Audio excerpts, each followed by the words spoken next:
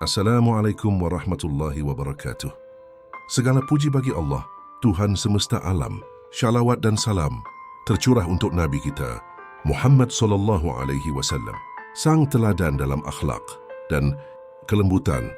Saudaraku yang dirahmati Allah, kebaikan itu ringan tapi berdampak besar. Nasihat Imam Ahmad bin Hanbal, pernahkah kamu sadar bahwa satu senyuman kecilmu bisa menyelamatkan hati seseorang dari kehancuran? Imam Ahmad bin Hanbal berkata, kebaikan itu ringan, wajah berseri dan kata-kata lembut. Tapi mengapa hari ini kebaikan justru jadi langka? Makna kebaikan yang ringan. Dalam hidup ini kita sering berfikir bahwa berbuat baik harus dengan uang, tenaga, atau jabatan. Padahal Imam Ahmad bin Hanbal mengajarkan kebaikan itu ringan. Senyum yang tulus, wajah yang berseri, ucapan yang lembut. Semua itu adalah bentuk kebaikan yang bisa dilakukan oleh siapapun, termasuk kita. Contoh nyata dalam kehidupan sehari-hari, seorang ibu rumah tangga yang menyambut anaknya pulang sekolah dengan senyuman. Itu kebaikan. Penjual gorengan yang menjawab dengan ramah saat ditawar. Pembeli itu kebaikan. Anak muda yang mengucap terima kasih pada tukang parkir itu kebaikan. Semua itu ringan, tapi efeknya bisa terasa dalam hati orang lain. Bayangkan jika dunia ini diisi oleh wajah-wajah yang berseri dan tutur kata yang lembut.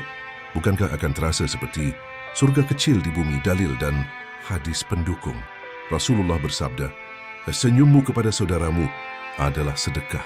Riwayat Tirmidzi. Islam adalah agama yang mengajarkan kelembutan. Bahkan dalam Al-Quran, Allah memerintahkan Nabi Musa untuk berbicara kepada Fir'aun dengan kata-kata yang lemah lembut. Maka berbicaralah kamu berdua kepadanya, Fir'aun, dengan kata-kata yang lemah lembut. Mudah-mudahan ia ingat atau takut. QS Taha 44. Jika kepada Fir'aun pun harus lembut, apalagi kepada sesama saudara seiman. Mengapa kebaikan itu mulai langka? Di zaman serba cepat ini, banyak dari kita kehilangan kelembutan.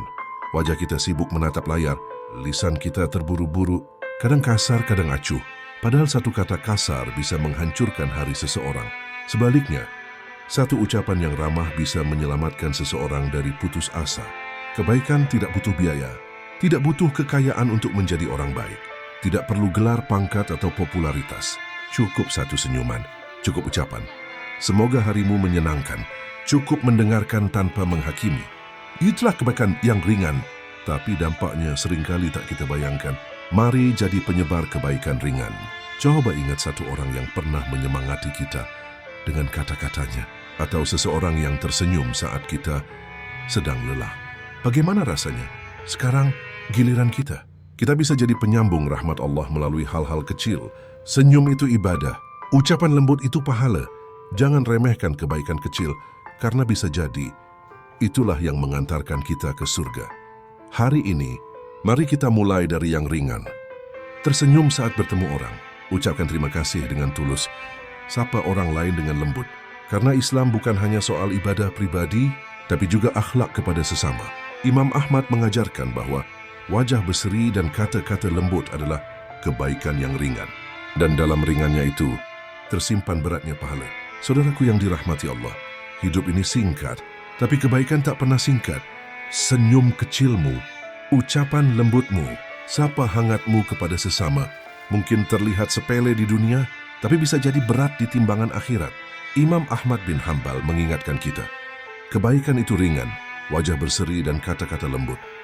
Maka mari kita mulai dari yang ringan, karena siapa tahu dari senyummu hari ini, Allah bukakan pintu keberkahan yang besar. Mari tutup dengan doa. Ya Allah, lembutkan hati kami agar mudah berbuat baik. Jadikan wajah kami berseri, lisan kami menyejukkan. Jangan biarkan kami pelit dalam kebaikan kecil, dan jangan cabut rasa kasih dari hati kami terhadap sesama. Amin ya Rabbal Alamin. Wassalamualaikum warahmatullahi wabarakatuh.